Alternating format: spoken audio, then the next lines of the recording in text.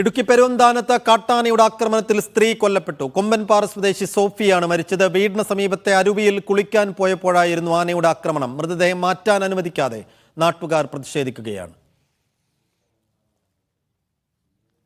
സിജോ വർഗീസ് വിശദാംശങ്ങൾ നൽകും. സിജോ, നിർബാധം, നിരന്തരം, നിസ്സഹായം മനുഷ്യന്മാർ വന്യജീവികൾക്ക് മുന്നിൽ പിടഞ്ഞു വീഴുന്ന കാഴ്ചയാണ്. ഇപ്പോൾ ഇടുക്കിയിൽ മാത്രം ആഴ്ചകൾക്കിടെ രണ്ടാമത്തെ മരണമാണെന്ന് മനസ്സിലാക്കുന്നു. എങ്ങനെയാണ് ഇന്നത്തെ ആക്രമണം ഉണ്ടാകുന്നത്? ഇപ്പോൾ നാട്ടുകാരുടെ പ്രതിഷേധം അവിടെ ഇപ്പോഴും തുടരുന്നുണ്ടോ?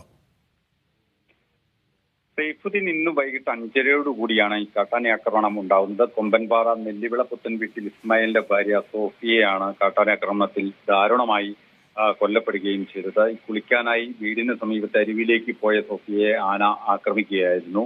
ഈ കുറെ സമയമായിട്ടും ഈ സോഫിയെ കാണാതായതിനെ തുടർന്ന് മകൻ അന്വേഷിച്ചു വരുമ്പോഴാണ് ഈ ആക്രമണ വിവരം അറിയുന്നത്. ഉടൻ തന്നെ പിതാവിനെയും നാട്ടുകാരെയും എല്ലാം വിവരം അറിയിക്കുകയായിരുന്നു. അവരെത്തി ആനയെ അവിടെ നിന്ന് തുരത്തുകയും ചെയ്തു. പിന്നീട് വിവരമറിഞ്ഞ് നിരവധി ആളുകളാണ് ഈ സ്ഥലത്തേക്ക് എത്തിക്കൊണ്ടിരിക്കുന്നത്. പോലീസും വനം ഉൾപ്പെടെയുള്ള ആളുകൾ സ്ഥലത്തേക്ക് എത്തുകയും ചെയ്തു. പക്ഷേ വലിയ രീതിയിലുള്ള പ്രതിഷേധം ഇപ്പോഴും തുടരുകയാണ്. കാരണം അവർ പ്രധാനമായിട്ടും പറയുന്ന ഒരു കാര്യം, പലതവണ ഇങ്ങനെ ഒരു ദുരന്തം ഉണ്ടാകും എന്ന് നേരത്തെ തന്നെ വ്യക്തമാക്കിയിട്ടുള്ളതാണ്, അറിയിച്ചിട്ടുള്ളതാണ്, പ്രതിഷേധിച്ചിട്ടുള്ളതാണ്, സമരം പലവട്ടം ചെയ്തിട്ടുള്ളതാണ്.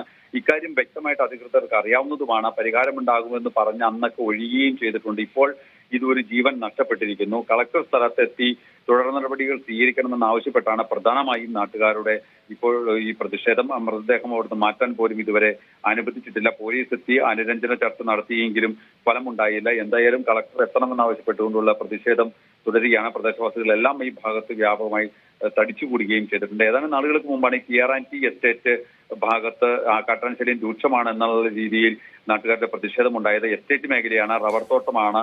ഈ TRT എസ്റ്റേറ്റിൽ തമ്പടിച്ചിരിക്കുന്ന കാട്ടാനക്കൂട്ടം കാട് കയറാത്തതിനെ തുടർന്ന് തോട്ടം തൊഴിലാളികൾക്ക് പോലും ജോലി ചെയ്യാൻ പറ്റാത്ത അവസരമായിരുന്നു. പ്രദേശത്തെ ജനജീവിതം ദുസ്സഹമായിരുന്നു.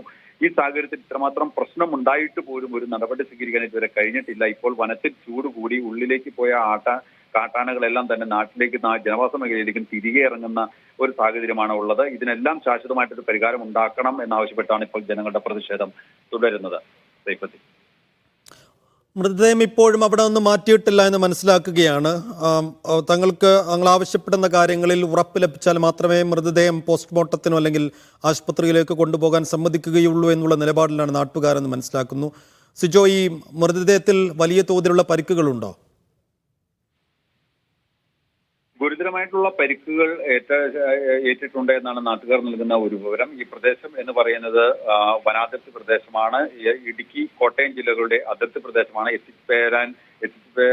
ചെല്ലാൻ ഒത്തിരി ബുദ്ധിമുട്ടുള്ള ഒരു പ്രദേശമാണ്. മൊബൈൽ സിഗ്നലുകൾ കിട്ടാത്ത ഒരു സാങ്കേതിക തടസ്സവുമുണ്ട്. എന്തായാലും ഈ പ്രദേശത്തേക്ക് ആളുകൾ എത്തി അവിടെ നിന്ന് മൃതദേഹം മാറ്റാൻ ഉള്ള നടപടികൾ സ്വീകരിക്കണമെന്ന് പോലീസ് ഉൾപ്പെടെ എത്തി അറിയിക്കുകയും ചെയ്തു. പക്ഷേ ഈ നാട്ടുകാർ വലിയ രീതിയിലൊരു പ്രതിഷേധം ഉയർത്തി കളക്ടർ സ്ഥലത്തെത്തി തുടർ നടപടികൾ അത് അടിയന്തര പ്രാധാന്യത്തോടു കൂടി നടത്തും എന്നുള്ള ഉറപ്പ് ലഭിക്കാതെ മൃതദേഹം മാറ്റില്ല എന്നൊരു നിലപാടിൽ തന്നെയാണ് ഇപ്പോഴും ആളുകൾ നിലനിൽക്കുന്നത്. ജനപ്രതിനിധികളോട് ബന്ധപ്പെടുമ്പോഴും അവർ പറയുന്നതും ഇത്ര തന്നെയാണ്. കാരണം ആളുകൾ അത്രമാത്രം ഒരു പ്രതിഷേധത്തിലാണ്. കാരണം ഇത് പലതവണ പറഞ്ഞു മടുത്ത ഒരു ജനതയുടെ പ്രതിഷേധമാണ് ഈ കാണുന്നത്. ആ പ്രതിഷേധത്തിന് എന്ത് പരിഹാരം ഉണ്ടാക്കുമെന്ന് പറഞ്ഞാലും അത് തണുക്കുക എന്നുള്ളത് അല്ലെങ്കിൽ അത് ഒഴിവാക്കുക എന്ന് പറയാൻ നമുക്ക് പറ്റുന്നില്ല. ആ ഒരു സാഹചര്യത്തിലാണ് ഇപ്പോൾ അവരുടെ ജീവിതം. കാരണം ഈ കുടുംബം എന്ന് പറയുന്നത് വളരെ സാധാരണ തലത്തിൽ ജീവിക്കുന്ന ഒരു കുടുംബമാണ്. ആ തലത്തിൽ ജീവിക്കുമ്പോഴും അവർക്ക് അവരുടെ ഇനിയുള്ള കാര്യങ്ങൾ എങ്ങനെയാണ് എന്നുള്ള കാര്യത്തിലാണ് ഏറ്റവും പ്രധാനമായിട്ടുള്ള ഒരു കാര്യം. വിദ്യാർത്ഥികളായ മക്കളുണ്ട്, മറ്റ് കുടുംബത്തിലെ അംഗങ്ങളുണ്ട്. ഇവരുടെയൊക്കെ ഒരു തുടർ ജീവിതം അല്ലെങ്കിൽ ഇനി ആ നാട്ടുകാരുടെ ഒരു ജീവിതം അതെങ്ങനെയാണ് എന്നുള്ള കാര്യത്തിൽ എല്ലാം തന്നെ പല രീതിയിലുള്ള പ്രഖ്യാപനങ്ങൾ ഈ കാട്ടാനശല്യം ഉണ്ടാകുമ്പോഴും പരിഹരിക്കാം എന്ന് പറയുന്ന അധികൃതർ പല രീതിയിലുള്ള പ്രഖ്യാപനങ്ങൾ നടത്തിയിരുന്നു, പരിഹാര മാർഗങ്ങൾ നിർദ്ദേശിച്ചിരുന്നു.